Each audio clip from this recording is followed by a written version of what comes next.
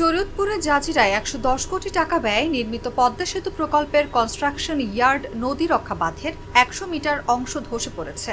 এছাড়াও নদী ভাঙনের শিকার হয়েছে পাইনপাড়া আহমেদ মাঝিকান্দি এলাকার মফিজুল উলুম জামে মসজিদটি। স্থানীয়দের দাবি, রাতের আঁধারে নদীতে ড্রেজার দিয়ে অবৈধভাবে বালু উত্তোলনের ফলে এমন ভাঙন দেখা দিয়েছে।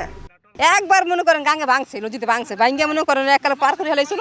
আমরা সোজা করে গেছিলাম গা, ফিরে যে আপাতত একটু করে দিয়েছিল বেরি, সেই বেরিয়ে যে সেই বেরি তো ঘুরতে আসে না, অল্প করে আগে করছে, ওখানে সেই বেরি আবার সুইটে মুটে আবার ভাঙিয়ে যেতেছে গা, ভেঙে যেতে নতুন করে ফিরে সরকার সুন্দর করে বেরি না করে দেয়, তার থাকতাম না, আমার থাকার কোনো শক্তি নেই। পুকুরে ভাঙ্গা দিতে দিতে মুখে যে আমাকে বাড়ি গাড়া তোমার তাইছে অন সরকার তো নেডি আমাকে দাবি যে না আমাকে এই যে পদ্মা সেতুর লগে আমাকে রাস্তাটা যেন ঠিক করে দেয়, আর যে গভীর হয়ে গেছে পদ্মা, এটা যেন একটু বেরিবান করে দেয়।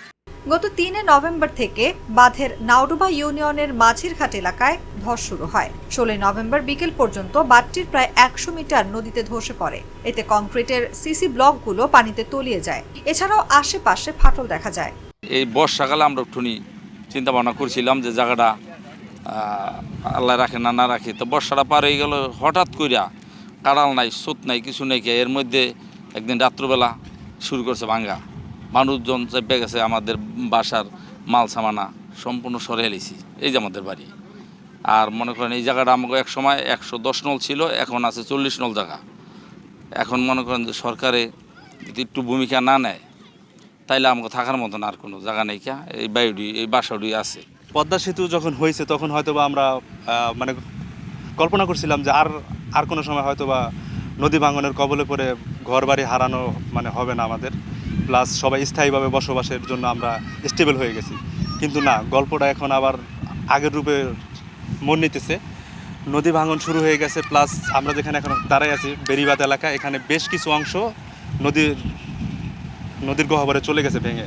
পাশাপাশি নদীর ওপারে পাইনপাড়া আহমেদ মাঝিকান্দি এলাকায় মফিজুল উলুম জামে মসজিদটিও ভাঙনের শিকার হয়েছে। মসজিদটি নদীর ভেতরে পড়ে রয়েছে। তবে ভাঙন রোধে এখন পর্যন্ত ব্যবস্থা নেয়নি পানি উন্নয়ন বোর্ড।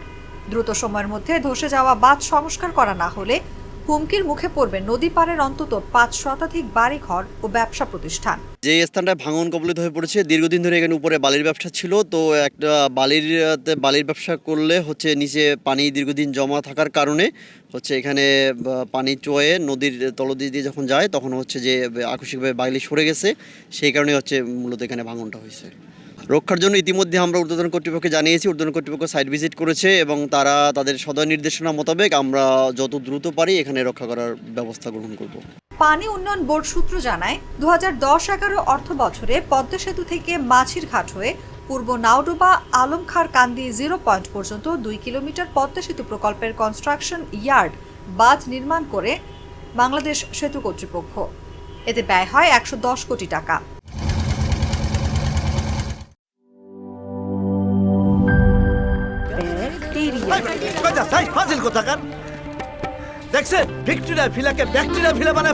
বলবেই তো, আপনি তো বাড়িতে ব্যাকটেরিয়ার চাষ করেন আর বাড়ির সবাই মিলে তাই খান। মানে অস্বাস্থ্যকর পানির ট্যাঙ্ক বদলে নিয়ে আসুন সেরা ওয়াটার ট্যাঙ্ক। সেরা ওয়াটার ট্যাঙ্ক অ্যান্টিব্যাকটেরিয়াল অ্যাডিটিভ যুক্ত সেরা ওয়াটার ট্যাঙ্ক বিশুদ্ধ পানিতে ব্যাকটেরিয়া জন্মাতে দেয় না। কি বুঝলেন? বুঝলাম, সেরা হলো ব্যাকটেরিয়া মুক্ত দীর্ঘস্থায়ী ওয়াটার ট্যাঙ্ক। সেরা ওয়াটার ট্যাঙ্ক, ব্যাকটেরিয়া মুক্ত দীর্ঘস্থায়ী ট্যাঙ্ক।